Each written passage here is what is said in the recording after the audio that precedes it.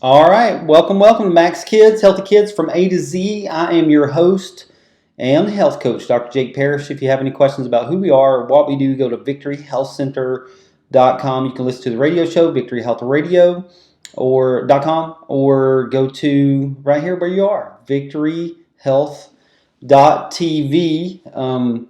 The mission of the office is to change the way that healthcare is managed and delivered so that people can live abundantly, they can live to their purpose, and they can do the things that God is calling them to do without being sick and suffering.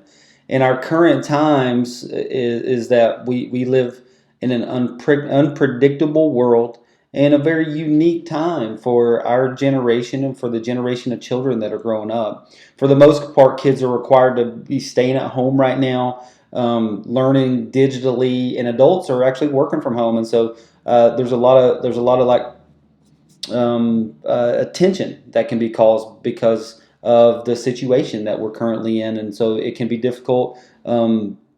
It causes uncertainty, it causes frustration, and ultimately can cause fear. And so, although these times are difficult, they shouldn't be ignored. There is definitely some positivities and some blessings that you can take from the burden, but our current world is equipped with an overwhelming amount of resources and material to allow us to make this time as enjoyable as possible. So it's not just Netflixing and Amazon TV and not just watching TV. There's a lot of things that you can do, and that's what we're going to go through that today. You also want to talk about the state of the union, or the state of where health kids are nowadays. Chronic disease among children is at its highest level ever. Around 25% of children and adolescents in the United States are affected with chronic health diseases. In fact, 5% have multiple chronic conditions. Over the last century, chronic diseases have become a prevalent thing among children as infectious diseases decline. That means that as mumps and measles goes away, autoimmune conditions and chronic problems like obesity and heart disease and diabetes are starting to show up. And these are short-term illnesses that we don't deal with a whole lot anymore. Upper respiratory tract and ear infections, gastrointestinal problems, vomiting, diarrhea, injury-related problems. Typically, they resolve themselves in time. What we're talking about is a chronic disease. That means this: a condition that lasts over 3 months. It affects the child's normal activities. It requires hospitalizations, home care, extensive medical care. Depending on how researchers define them, 13 to 27% of children are affected by chronic conditions. The repercussions of those chronic conditions and diseases carry into adulthood. Environmental and genetic factors often underlie some of those chronic diseases. Understandably, frequent doctor or hospital visits are scary. They can feel painful. They can work as a way to isolate the child. Chronic diseases often create emotional, physical, and financial burdens on families. How a child copes with chronic disease depends on several factors, including the illness. What is their personality like? What is the specific illness, and what is the hope for that person in the future? As children become older and better understand their illness, they typically develop coping strategies to deal with this chronic condition. But today, we are going to look at 6 common chronic illnesses that impact kids, and then we'll look at how dietary changes and lifestyle factors impact those diseases. The good news about all of this stuff is that it's fixable. We know that ultimately that our children are a gift from God, and that childhood diseases are on the rise, but prevention and doing the right thing at the right time is the key. And so let's talk about how we can optimize childhood health to create the healthiest generation possible. This next generation could potentially be the healthiest generation ever to have lived. And so how do we create that? Well, the first thing is it starts in the womb, and your child's health started when he or she was in mama's belly. And optimal childhood health, it starts with conception and then through pregnancy. We know that these are the right prenatal nutrient vitamins. If you're feeding your baby directly through the umbilical cord, we know that we need to provide optimum nutrients, because that's one of the best gifts that you can give your gift. Moms to be need optimal amounts of all nutrients: iron, folate, iodine, zinc, vitamin D, vitamin C, calcium, and fiber. And pregnant women need increased amounts of specific nutrients, including 300 extra calories, especially in the final trimester. We need extra calcium, extra folate, and iron. And there are also foods that we want to avoid. So it's not just about putting in, sometimes it's about taking out. And so soft cheeses made from unpasteurized milk can cause listeria. Raw cookie dough and cake batter, I know that is nasty, y'all. However, it can contain salmonella, so that may be a reason that it is nasty. King mackerel, marlin, orange roughy, swordfish, shellfish, oysters, clams, and more undercooked fish can contain mercury and even parasites. Unpasteurized milk can contain listeria and salmonella, and then raw or undercooked sprouts are famous for E. coli and salmonella. And so these are the ones that these are the things that you need, and this is what you want to avoid. And then remember that pregnant women in that final trimester, you do have to eat more, and so that's okay too. By the way, I think quit worrying about gaining the weight. You're going to gain, if you eat right and you eat how you're supposed to eat, you're going to gain exactly the amount of weight that baby needs, and we're going to immediately try to get that weight off of you after you have the baby.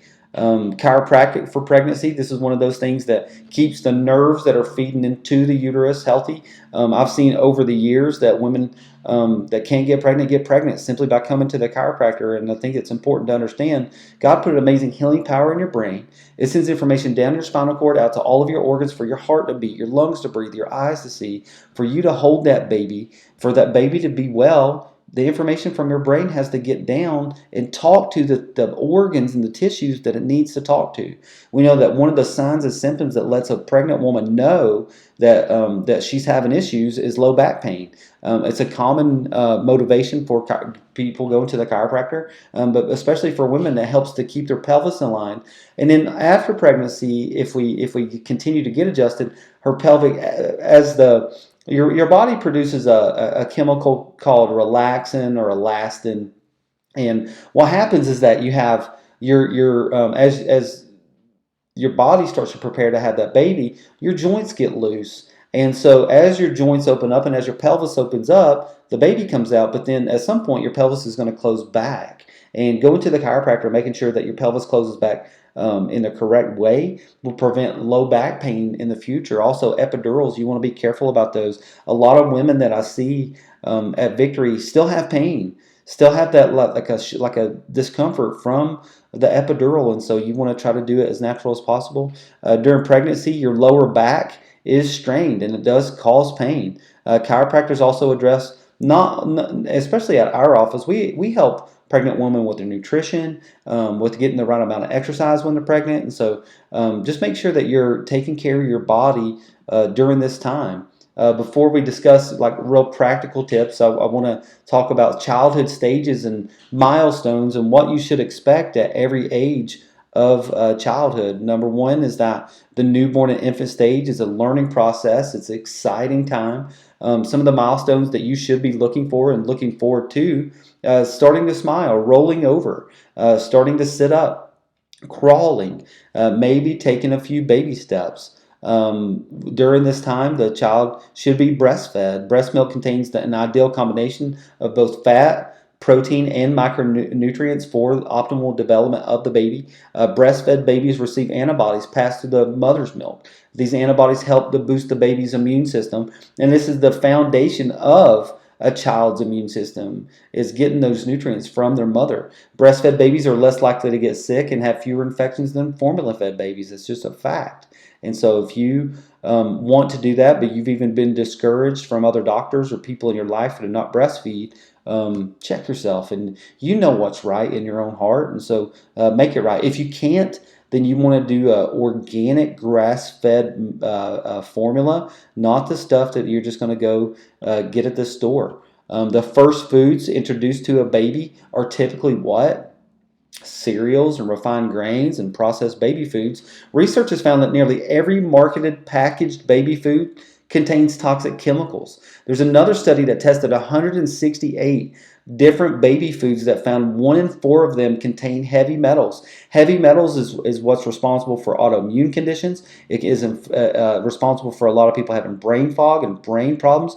Parkinson's disease, Alzheimer's, all related to heavy metals, and so we got to protect our babies.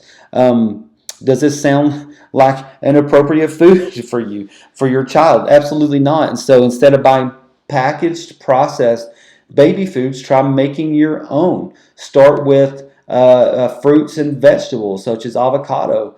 You want to make sure that your babies are having good fat. That was the first food for 3 of my 4 kids was avocado, and kids will like that. If you are an adult and you don't like that, then it's just too bad, man. And so I get this with my wife sometimes, is that she'll say, are you sure you want that? And I just go, well, why are you saying that? And it's really because she doesn't like it. And so she assumes that other people don't like it. But so go into it with every food, everything that you give that child, go at it with excitement and enthusiasm, because what you start to say about whatever food it is what your kids are going to say in the future, most likely. And so don't start off bad habits by talking down about whatever good food actually that you just because you don't like Brussels sprouts, maybe don't tell the kid that you don't like Brussels sprouts. Just feed them, and if they don't like them, let them make their own choice. But give them several times and several opportunities to feed them whatever you want to feed them. Research shows that 92.2% of 1-year-olds have used a mobile device. Did you know that screen time before 8 months old can lead to negative effects on reading, memory, sleep, attention, and language development? Screens are attention-grabbing, calming. They keep children quiet, but we shouldn't compromise their health for our convenience. Since we live in a digital world, avoiding screens is actually impossible. And so we can do our best to protect the little ones from that screen time as much as possible. And there are plenty of apps out there that you can use to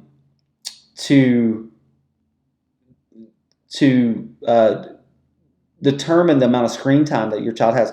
There's the Circle app. I know that our Mac at home has a timer on it, like a parental timer, and you can do that as well.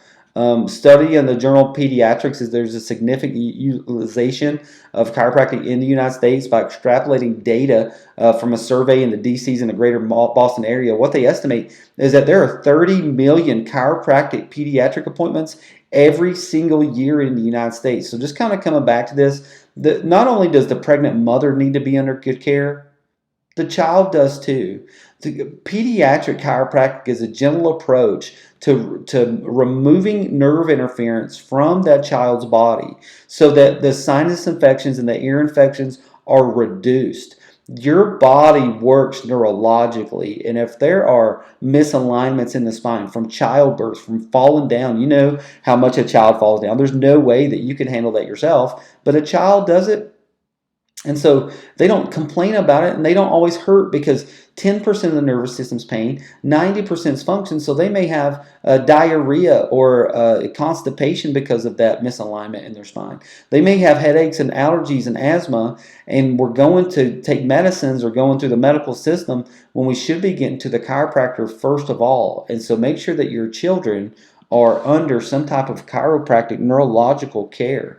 Warning signs in a baby that your child may need to get to the chiropractor: inability to latch, favoring one side, turning their head to the left side or to the right side, reflux, like I said, constipation, excessive gas. We give that child, like the gripe water or whatever, and it makes her or him feel better for the time being, but the problem just keeps on coming back and over again. The first true child patient that I had was 12 years ago. It was a girl that was on Miralax, for the Miralax stuff for constipation from like day one. And she was 4 years old. And after she got adjusted the first couple times, started having regular bowel movements because her body was working in normal neurological function now. And she's still off of the Miralax. And so do you know someone or have someone that has these problems? Recurrent ear infections, respiratory stress. All of these are symptoms and signs that, something's not right, may need to go to the chiropractor. Toddlers are defined as between 1 and 3 years old. Milestones that you want to have: walking by his or herself, can hold and drink from a cup. They start to speak in words. They start to speak in short phrases. These are the milestones that you're looking for a toddler. We know that toddlers are also picky eaters. Research shows about 25 to 35% of toddlers and preschoolers are characterized by their parents as picky eaters. And picky eating is common, but here are some ways that you can get past that. Try hiding vegetables in the foods that kids already love. For example, healthy fruit smoothies are an excellent way to hide spinach and those kind of things. You can do you can use zucchini noodles or spaghetti squash instead of pasta. You can make a pureed vegetable soup. All of those excellent ways to get vegetables into your child's diet. I would say that being persistent. Research shows that it takes about 11 tries for a child to accept new foods. So if your child doesn't like those Brussels sprouts or cauliflower right away, keep trying, and they may just get used to the idea, and even they might even like it. Try different recipes. Take a note of the healthy things that your kids already love, so that they can, so that you know, and you can automatically just like not have to question it. This is what Bobby, Johnny, Susie, Lincoln, London, that's what they're going to eat today. Make sure that you take note of what your kids don't like, but celebrate every single victory when your child eats something that you didn't think that they would ever eat and they love it. Man, celebrate that like they went to the moon or something. And then the next thing is that align your expectations. Don't expect your kids to like every single food right away. Expect that they're going to be picky, but be patient. Even for me, I never touched an avocado or guacamole or the nasty looking green stuff that is on my plate at the Mexican restaurant. However, today, now I know, I gave it like a second chance as an adult. And I love a raw avocado, just straight, sliced. I love it on sandwiches. I love it with tacos and all that stuff. And so be persistent and be consistent. 1 in 3, I think this is an alarming number, that 1 in 3 tested kids' toys have toxic chemicals. It's very important to understand this and raise awareness around the people that you are around. Some of the toxins that you may find in your kids' toys: lead, BPA, formaldehyde, PVC, and even phthalates. And so there are still safe and fun toys for your kids. However, try those solid wood toys that are made in the U.S., Canada, and EU. You're more likely to get a toy that's got a toxic chemical on it if it's from an Asian country, especially China. If you choose plastic toys, use only the BPA-free ones. Use toys made with organic fabrics instead of the chemical smelly stuff that comes on the teddy bear. And don't let plastic toys ever be exposed to sun, and especially don't let your kids put the plastic toys in their mouth, even though they want to. And it's hard to, it's hard to wrangle your kids in sometimes. Next milestone that we're going to talk about, and the next timeline is preschoolers. 3 of 5, the milestones should be starting to correctly name colors. They should play with other kids. They may speak more grammatically correct, and just seeing them grow. In 2020, we live in a technology, high-tech world, and so kids do need to play outside to build muscle, reduce obesity. However, it's been overshadowed by the increased use of technology. One study showed that children between the ages of 2 and 5 watch 32 hours of TV per week. It's very different from the recommended screen time for children of that age, which recommends the cap off of 1 hour a day. The average child's doing 32 hours. What they recommend is 7 hours. There's no way that 32 hours is okay, and so you got to set a limit, and that time, if we are going overtime specifically, we want it to be an educational time. So find some things. There's one that we watch on YouTube. It's called Crash Course, and it's just great. It's a great history lesson. It's great for our kids, and it's G-rated, and I think that's good. The blue light emitted from screens impairs sleep levels, also contributes to obesity in children. Did you know this? Increased screen time often cuts out in physical activity. And so research shows that regular physical activity reduces the risk for heart disease, diabetes, and other chronic conditions both in children and as they grow into adulthood. That's important. And so remember, these children will be adults one day. And if they're not exercising right now, they're certainly not going to be exercising as an adult, but they're going to be led into adulthood with obesity and all these other diseases that we're talking about. Excessive use of social media can impair interacting with others and increase solitude. It can also impact a child's self-esteem and increase risk for depression and other mental disorders. Social media, that's crazy. Only about 5% of children meet the daily exercise recommendations. It's recommended that preschoolers are active throughout the day. Preschoolers have active playtimes with around 3 hours per day being dedicated to active play. When kids reach the age of 6, the recommended duration of exercise should be at least 1 hour a day. This should be changed because they could probably do more than that. It's also necessary that children's health to spend time outside and to play during those preschool years. Getting outside leads to so many other good habits that will come along with that child playing and recreating in the outdoors. Playing outside increases social development, which is one of the milestones for preschoolers. By playing outside, kids are given an opportunity to interact with other people, other children their age, and with nature. Regular daily exercise helps the kids to maintain a healthy weight. And in time outside, the last thing, you get exposed to the sun so that your body can generate vitamin D. School-age children, those are children between the ages of 5 and 12. They should have a heightened ability to describe feelings. They should increase the desire. Should have an increased desire to be accepted by their peers. Should have a longer attention span, and they should have an increased independence as parents. We should really allow that to flourish, especially that last part of allowing your kids to develop into the children that you want them to be. Once again, 1 in 5 children and adolescents are considered obese. The chances of that child living and getting to a healthy weight by the age of 35 is 1 in 10.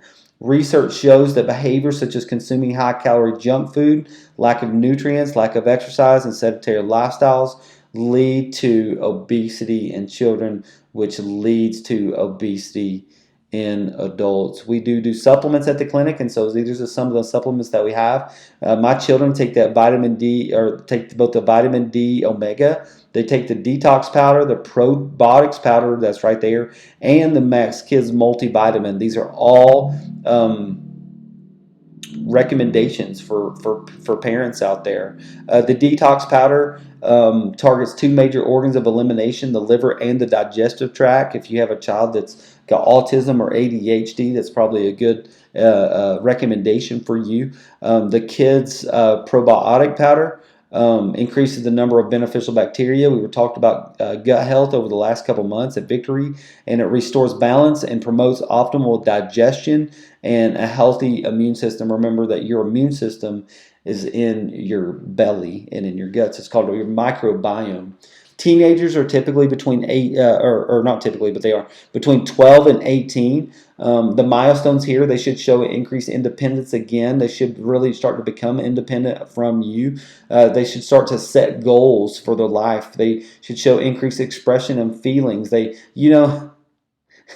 you have a teenager, increased expression and feelings is there. And so we got to understand that hormones are racing, and that there are all kinds of different things going on in your child's head and in their life, and just want to make sure that we support those children going through that. And I know personally for me, I had a lot of anxiousness and depression as a kid. I was raised by a single mom, and just dealing with girls and dealing with those kind of relationships and dealing with other dudes.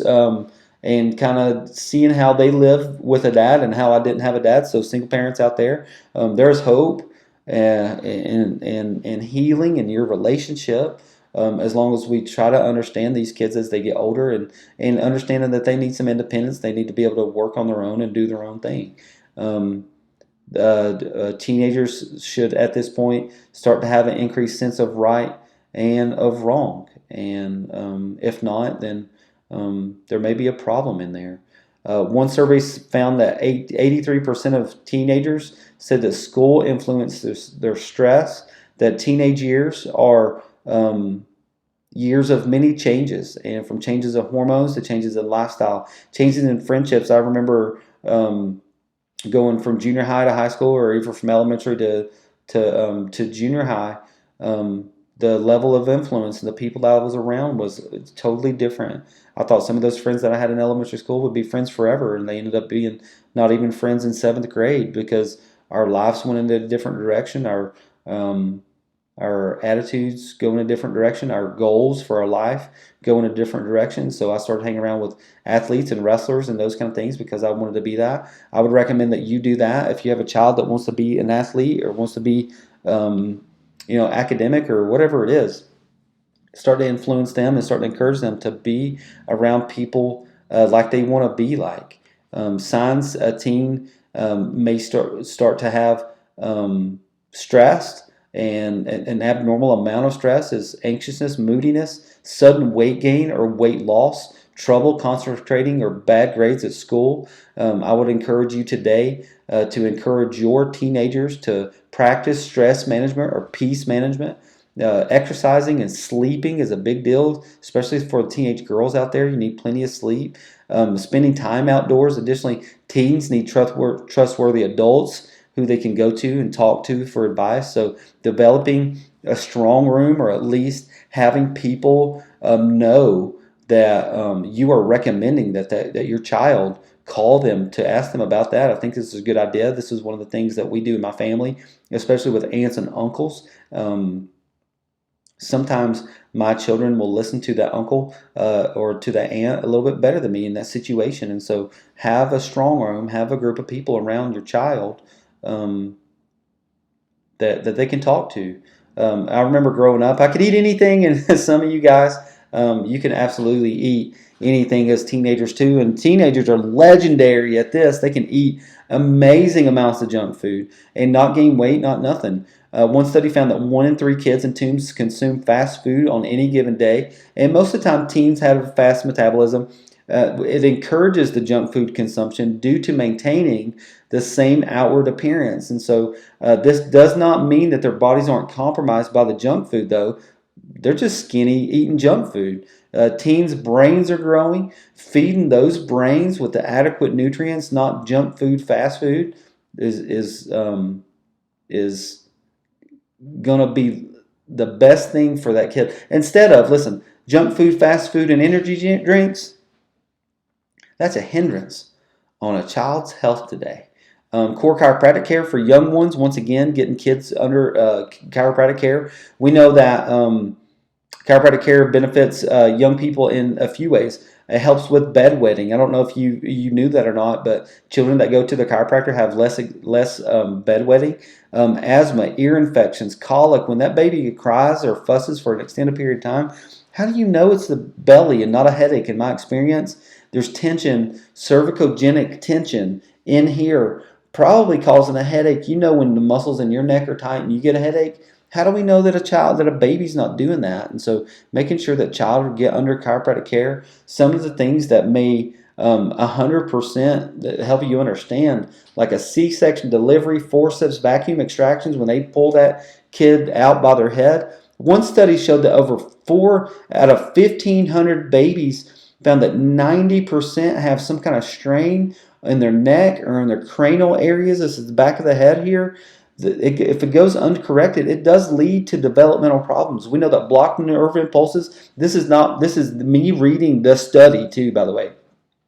Blocked nerve impulses at the atlas, the top bone of the neck, can lower resistance to infection, ear infections, nose infections, throat infections. Another study that found that 80% of children are not in autonomic balance. It causes sympathetic fight or flight, hyperactivity, issues focusing, lack of emotional control, decreased digestion, decreased immunity. 80% of our children may be suffering from neurological damage and problems. This is why you get a child to the chiropractor while you're at home. we know that the kid stages, and we know these milestones. While we're at home, and while we've been locked up in quarantine, there's a couple things and a few things that you can do to help your day get better. Number one, make a schedule for each day. Having a schedule makes it easier for you to pull off your day. Of course, having kids requires some level of flexibility, but if you create a general schedule, this is what we're going to do for this day, that day, and these times of the day, it relieves some aspects of you always having to remind them. We just know what it is. Set up a schedule that helps to separate working hours from family hours, especially if you're working from home right now. You still got to be able to work, but you still got to be able to come home and drop the work. Now that you're working at home, you don't really come home. You don't get the 30-minute drive to come home. You got to make a valiant effort. I am stopping working at this time and I'm getting into my family time right now. It is absolutely crucial for every single person out there to have a good schedule right now. We know that eating a healthy breakfast, this is one of those things that I don't recommend that every single person eats a healthy breakfast or even eats a breakfast at all. But eating a healthy breakfast for children does greatly affect learning and brain function. Some research out there shows that eating a complete nutritious breakfast helps the child make less mistakes and helps them to learn more effectively. Choose breakfast like quiches or frittatas, smoothies, avocado toast, some of those things that can contain both carbs, proteins, and healthy fats to sustain until lunch. Vegetables and meal prep, right? When we talk about vegetables and we talk about apples or we talk about fruit, part of the problem we don't do is because we don't have it ready. And so one of the best ways to save yourself some time, some money, some energy while you're working from home and while the kids are home is taking care of the meal prep. And my oldest daughter, she loves to do this. The first person that I go to in the house when I am about to cook some food is my baby girl, Julia. And the reason why is because she loves to do it. And the reason why she loves to do it, I think, is because she's never had a limit on not being in the kitchen. You can come in the kitchen and let's just do this together. And from a pretty young age, we helped her to just to wash off. I mean, and the kids don't have to use that big old sword that's in the background right there on the screen. You can use. They can wash the fruits and vegetables. They can separate the things out. But choosing a day, I think this is important. And so I want you to write this down today. Choose a day that you're going to go to the grocery store and that you're going to buy and only buy enough food for each meal that you're going to eat during the week. Have a list of the things that you're going to eat. It's the easiest way to save time, but it's also the easiest way to save money, just buying for what you need. We're sending out a Maxkids recipe book pretty soon, and so just make sure that you check your email for that. I think it's going to be posted on the Victory Health Center Max Mindset. If you're not in that, then contact the office to get into that, or just request that you can get into on Facebook. If you go to Victory Health Center Maximize Mindset in the search bar, you can find it. Ask to get in that, and there's even more recipes on there. The best time to get outside, if you are getting outside, is to do it in the morning. And so it's a good way to avoid staying in your pajamas all day. It also helps your children to release some of the energy by getting outside right away in the morning. So taking a walk or playing in the yard, whatever exercise or outdoor activity that you choose to do, strive for 30 minutes outside before starting the school day, and it will make the rest of your day a lot more productive, and you'll appreciate it. Prepare independent work for your kids. The older school age kids, this is one of the things that we were a little bit disappointed in the whole, because we homeschool too, and we have another child that goes to public school, and the one that goes to public school is completely bored out of his mind. Part of it is that he knows it doesn't have to be done because that's what they relate to every person on the planet. Doesn't have to be done. The next thing is that the work is just crazy, super, super simple, easy, and he's done with it in like an hour. So what does this child do for the rest of the day? Whether your school has a virtual learning time or you are a homeschooler, having work prepared and just having it laid out there for what your expectations, especially for your older children. What are your expectations during this time? Well, I expect you to do, these 3 things a week, and you're going to work on these during these times, and just making sure that not only that you have peace of mind about your child's education, but your child has peace of mind and they feel independent to do some work on their own. There's a lot of power in independence for your children. If you have a toddler, one of the challenging parts of schooling your kids from home is balancing the active toddler with the other kids that I have. I have a 4-year-old who is the ball of energy. He's just so just fun. It's just so fun.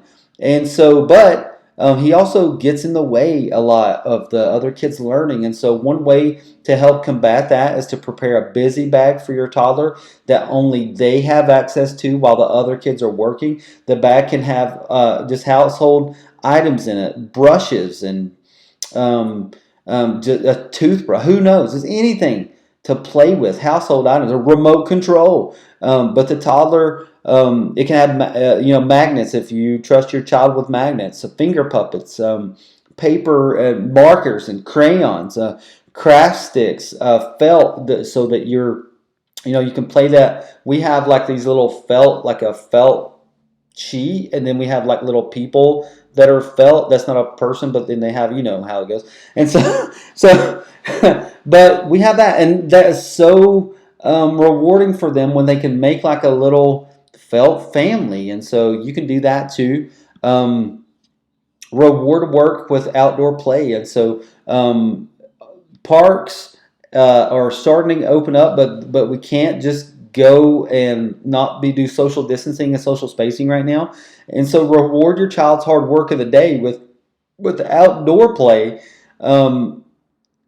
Getting, I think this is a great picture. So like, we don't play baseball at our house, but you know what we could do right now? We could go throw a baseball. There's plenty of things that you could do and that your child can be introduced to during this time. And the reward is that you got all your work done. Now you get to go outside and play. And so other kids are out there like, well, I don't want to go outside and play. I want to get on the electronics. And so one of the ways that we couple this with our kids is that we get our work done, go outside and play, and then if you want to have electronic time for the 12-year-old and the 10-year-old, you have to actually break a sweat exercise. If you do that, that shows me, not going spraying yourself off with water, it shows me that you're actually getting some kind of physical activity, and you can help your kids learn and earn electronic time. Set aside a time to eat lunch together over the next month or so. One benefit of working and schooling from home is that we do have a lot of extra time with our kids and our family. Balancing working and schooling is a challenge, but we can prioritize lunchtime where all of the family can be together to take a break and discuss how the day's going. It can be a fresh mindset that happens as you come together for lunch, and that we just get renewed, and then we leave with like a goal for the later half of the day. The truth is that a healthy mindset will allow everyone to be more productive throughout their day. There's a lot of things that you can do. There's a lot of online farm tours and zoo tours and space exploration and virtual museum tours that are online presently. And I know that even some gyms out there are doing some special things for their people. And so we have so much more information about kids' health than you could ever imagine at Victory. In fact, that this is a second PowerPoint that I have from a talk called this. And what I would like to do over the next 6 weeks or so is drop another one of these Raising Healthy Families workshops here. If you subscribe today, or just make sure that you're coming to victoryhealthtv.com or victoryhealth.tv on a regular basis, and we'll make sure that you get notifications, and just making sure that you are plugging in. There's a couple action steps that you could do. We're going to be doing a dinner, not in May, but in June, and so we're going to hold off for one more. But if you're a patient or you're just somebody listening close to Knoxville, Tennessee, we do a dinner once a month for our patients just to love on them, but also to give people like our guests a chance to come into the clinic after they, get a chance to meet the doctors. And so we'll be posting that pretty soon. VictoryWorkshops.com is the place that you can find that. We also have a lot of other workshops that are going to be coming up throughout the rest of the year. If you ever want to make an appointment at the clinic, you can call this number, 865-357-2600. You can go to victoryhealthcenter.com, schedule an appointment there as well. And then we want to stay connected with you at all times. And so facebook.com/VictoryKnoxville. We're on Instagram at Victory Health Center. And finally, I would say this is that be strong. This whole quarantine thing is about over. I know that just by saying that, it kind of dates this video, and that's not necessarily the recommendation here, but man, this has been a trying time for all of us, and trying to separate ourselves and distance ourselves from each other. We're made to be in a relationship with each other, and so I know that our relationships, even at home right now, can be strained because we're seeing more of each other than we've ever seen of each other. But I just encourage you guys to go love people, to stay connected to places like Victory and good health centers, and watch good videos, and just be encouraged that this is things that are going to be over soon, and everything's going to be back to normal soon enough, the new normal at least. And we're setting up a couple videos over the next few months too, to talk about new normals and social distancing, and how just how do we live life after Corona and how we do this. So once again, I'm Dr. Jake from VictoryHealthCenter.com. If you have any questions about who we are or what we do, just go to the website. I love you so much, and I just hope you guys have a great day. Bye.